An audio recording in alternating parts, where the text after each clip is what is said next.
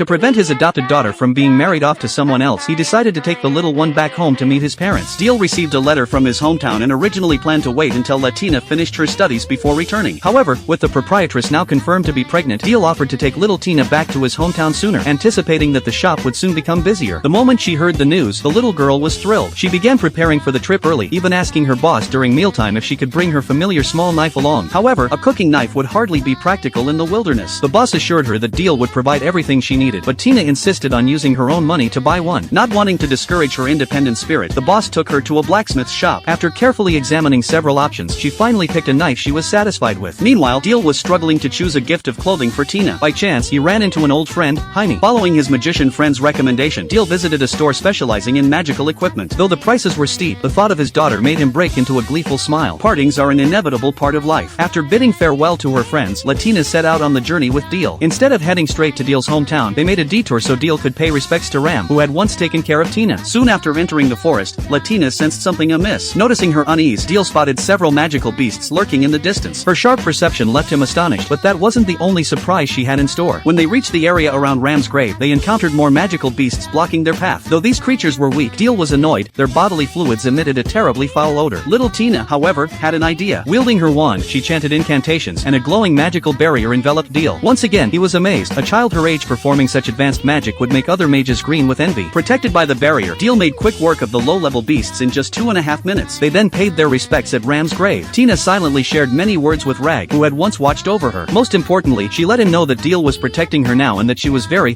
very happy. The two continued their journey, savoring various local delicacies along the way. They stayed at town inns but more often enjoyed picnics outdoors. One day, as Tina asked Deal how far the next town was, a sudden noise came from behind. Turning around, she saw a beastman, a type of person she had never encountered before. It turned out the beastman was none other than Joseph, a relative of Deal's. His mother was the cousin of Deal's father, making them distant relatives. Though unfamiliar with beastmen, Tina found Joseph and his family to be kind and endearing. A sleeping little child in the house caught Tina's curiosity. When food was served, the child woke up, drawn by the aroma, but was startled by the unfamiliar faces. However, Tina's natural warmth quickly put little Maya at ease, and the two soon bonded. At the dinner table, the two children brought a heartwarming atmosphere. The food was unlike anything Latina had ever seen. Joseph mentioned that the men of the village would go hunting the next day and invited Deal and Tina to join, a comment that unsettled Latina. Though Tina tried to act fine, Deal noticed her unease. The next day, when seeing Joseph off, Tina clung tightly to Deal's clothes. She appeared calm during breakfast, but her anxiety was sensed by the sensitive little Maya. Maya ran over and asked Tina if she was hurt. Before long, Maya herself began to cry. Joseph's wife comforted her, explaining to Tina that children are highly sensitive and often express their emotions through tears. Her gentle words opened Tina's